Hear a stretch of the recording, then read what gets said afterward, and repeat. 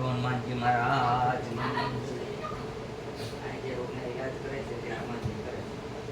કઈ રીત સુમો હનુમાના પાસ ચૌધરી બલવાના પવન તને બલ પવન સમાન બુદ્ધિ વિવેક વિજ્ઞાન ધર્મ કવન સુકાજ કરશે જગમાહી જો નહીં હોતા તું પાડે. હનુમાનજી મહારાજ એવું કીધું છે તમારાથી દૂર ન થાય.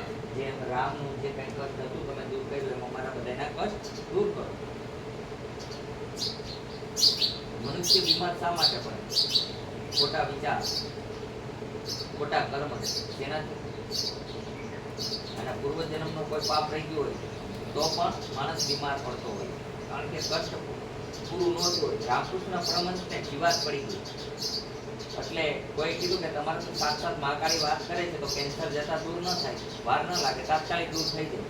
રામકૃષ્ણ પરમહંસે કીધું કે આ સમયે મને ભોગવી લેવા દો, જેટલું કષ્ટ છે કીડાના ભાગનું છે એને ખાવા દો, નકર ફરીને પાછું ભોગવવું પડશે. એટલે આપણે ઘણી બધી ઉતાવળ કરી એનું કારણ પણ એ બને છે. બીમારી થવાનું કારણ કોઈની નિંદા કોઈની ન કરે. મોટામાં મોટું પાપ છે. ભક્તિ કરો કે ન કરો, કોઈની નિંદા કરવી નહીં.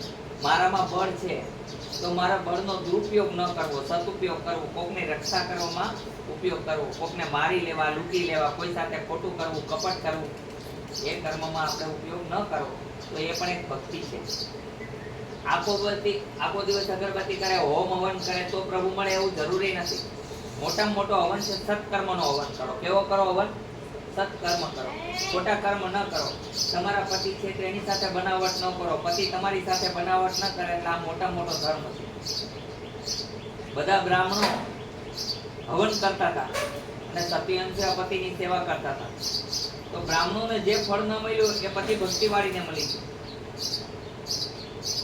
નર્મદાએ કીધું કે મારે વૈકુંઠમાં જવું છે અને સતી બનવું છે. કીધું કે ભાઈ પતિ વગર સતી ન બની શકાય. ત્યારે એને સામે મળે સતી અંશુએ પૂછ્યું કે હું આપની શિષ્ય બનવા માંગુ છું, મને એવો કોઈ પતિ બતાવો જેમની સાથે લગ્ન કરવાથી મારું શ્રેય થાય, સારું. સતી અંશુએ કીધું કે જે સામે મળે તે તારો પતિ.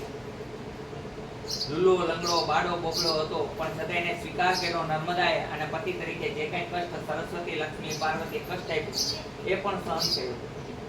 જ્યારે એક સંતને ટચ થવાથી સંતે શ્રાપ આપ્યો કે સૂર્યોદય પહેલા તારા પતિનું મૃત્યુ થશે. નર્મદાએ કીધું કે મેં આ જીવન માટે મારા પતિ સિવાય કોઈનું મુખ ન જોયું હોય તો સૂર્ય ઉદય ન થાય, સૂર્ય ઉદય ન થાય. આ સત્ય ઘટના છે. કેવડી તાકાત હશે. બ્રહ્મા વિષ્ણુ મહેશ બધા દેવતાઓએ કીધું કે સૂર્ય ઉદયનો જે ટાઈમ હતો તે પૂરો થઈ ગયો છે, માટે આપનો શ્રાપ પાછો લઈ લો. સૂર્ય ઉદય કરી શકે તો પ્રકૃતિને પ્રકાશ મળે તો કઈક જાગૃત થાય. જેમ સૂર્યનો પ્રકાશ થાય તો ફૂલ ખીલે છે, જેમાં વનસ્પતિ છે કોમળ થઈ ગઈ હોય, પત્તા ફીટ થઈ ગયા હોય તો ખુલી જાય, એ રીતનું બધું થઈ શકે છે. માટે આપ આપનો શ્રાપ પાછો ખેંચો.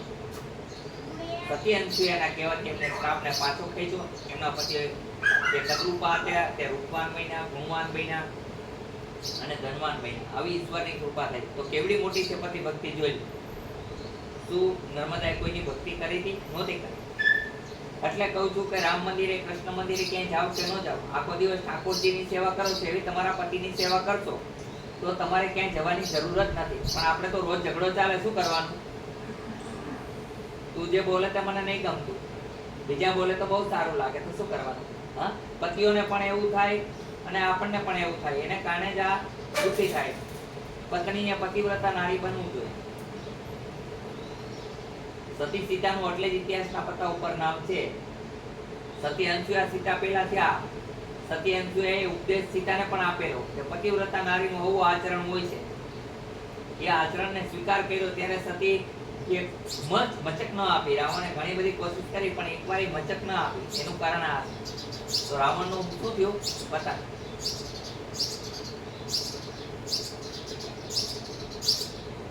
આજે તો મોબાઈલ આવી ગયા છે અને મોબાઈલ આપણને બગાડે પણ છે અને સુધારે પણ છે. આપણે કેમ કરવું આપણા હાથમાં છે.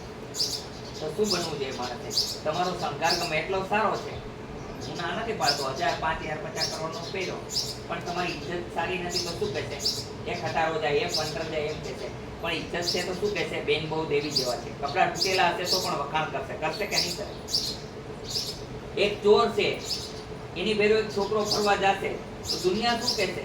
એમ કહેશે સારો વ્યક્તિ છે, ચોર જેવો જ હશે, એના જેવો હશે, એમાં નામાં શું ફરક? તમે કોઈ એવી બાઈને પડશો તો એમ કહેશે એમાં નામાં કઈ ફરક નહીં હોય. એટલે હંમેશા સારાને ભેગું રખડવું, સારા સંસ્કાર લેવા, તો કોઈ દિવસ વાંધો નહીં આવે. અને ખોટા કર્મ ન કરવા જોઈએ મનુષ્ય. ખોટા કર્મ ક્યાં ક્યાં છે? તો કે કોઈની નિંદા ન કરવી, કોઈને કોઈ દેતા હોય તો એમાં અટકાવવા નહીં. આપણે તો નથી દઈ શકતા, પણ કોઈ દેતો એમાં અટકાવ નહીં. એક નારાયણ સ્વામી સરસ ભજન ગાયેલું છે, સુરવીરને તું જોઈને પ્રાણી કાયર થઈને ભાગીશમાં, કાયરપણાની વાતો કરીને બીજાને બીવડાવીશ.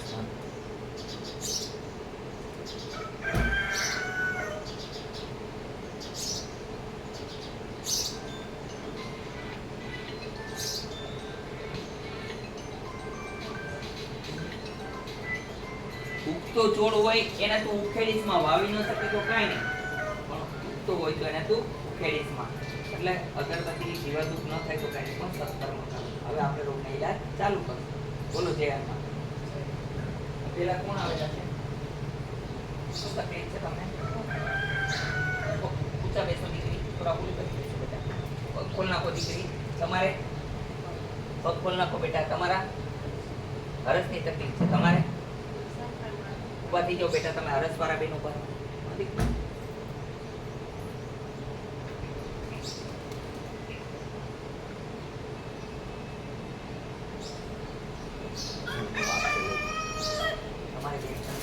કરવાનો ભેગો છે. ઘરવાળાને ભેગા એ નથી માનતા તો એને ભોગવવા બેને આવું બે વગર ના થાય. એ કાંઈ ખાલી પડે. સંતાન કરવું છે કઈ મારી એકલાથી થશે? એ જાણ હું કાંઈ ન કરી શકું. હું ખોટે ખોટો ઉપદેશ ના આપી શકું કે ખોટું કાર્ય ન કરી શકું. એ કાંઈ ખાલી નથી પડતી, એમ એ કાંઈ કોઈ કાર્ય નથી. ફળ તમારામાં હશે તો